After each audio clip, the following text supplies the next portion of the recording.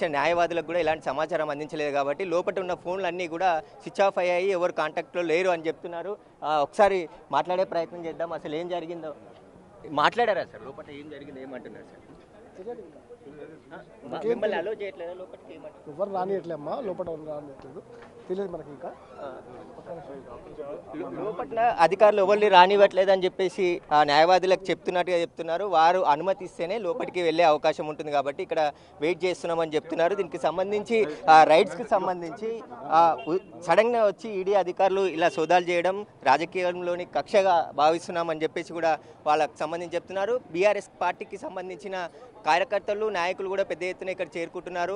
CRPF బృందాలతో లోపలికి వెళ్ళి తనిఖీలు చేస్తున్నట్టుగా తెలుస్తుంది. ముందుగా ఎందుకంటే కోర్టు వాయిదా పడిన వెంటనే రైడ్ చేశారు కాబట్టి ముందే ప్లాన్ చేసుకొని ఢిల్లీ నుంచి ప్రత్యేకంగా ఈడీ అధికారులు వచ్చి సోదాలు చేస్తున్నారు. సోదాలకు సంబంధించి ఎలాంటి ఇన్ఫర్మేషన్ ఇవ్వలేదు. ఇప్పుడు లిక్కర్ స్కీమ్ కేసుకు సంబంధించి కేసులో అరెస్ట్ చేశారు. ఎందుకంటే గతంలో విచారణకు రమ్మని నోటీసులు ఇచ్చినప్పటికీ కూడా విచారణకి వెళ్ళకపోవడంతో ఇక అరెస్ట్ చేస్తారని చెప్పేసి కూడా ఊహాగానాలు వచ్చాయి. ఇప్పుడు ఈడీ ఎంట్రీ అధికారులు లోపలికి వెళ్ళి సోదాలు చేస్తున్నారు కాబట్టి అరెస్ట్ చేసి తీసుకెళ్తారా, నోటీసులు ఇచ్చి విచారిస్తారా ఏంటి అనేది వచ్చి బయటకు వచ్చి మాట్లాడితేనే విషయాలు తెలిసే అవకాశం కనబడుతుంది. లోపల కవితను విచారిస్తూ ఉన్నారా, సోదాలు జరుగుతూ ఉన్నాయా?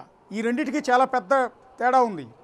ఇప్పుడు కవిత ఇంట్లో ఈడీ అధికారులు మాత్రమే ఎంటర్ అయ్యారు. ఈడీకి సంబంధించిన 10 మంది బృందం లోపలికి వెళ్ళి విచారిస్తున్నారు. కవితకు సంబంధించి లిక్కర్ కేసుకి సంబంధించి విచారణ జరుపుతున్నారా, లేదంటే ఆమె ఆదాయానికి సంబంధించి, ఎందుకంటే 10 సంవత్సరాల నుంచి అధికారంలో ఉన్న ప్రభుత్వంలో ఆమె ఐటీ లెక్కలు కావచ్చు, ఈడీకి సంబంధించి మనీ లాండరింగ్ కూడా పాల్పడి ఉంటుంది. ఎందుకంటే లిక్కర్ కేసులో అనేక ఆరోపణలు ఉన్నాయి కాబట్టి పెద్ద ఎత్తున చార్టర్డ్ ఫ్లైట్లో నగదు తరలించారనే ఆరోపణలు ఉన్నాయి కాబట్టి వీటన్నిటిపైన కూడా ఈడీ విచారిస్తుంది.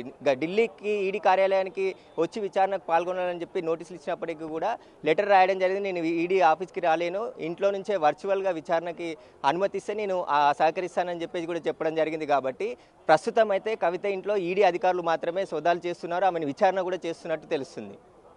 ఓన్లీ ఈడీ అధికారులు మాత్రం, ఐటీ అధికారులు లేరు.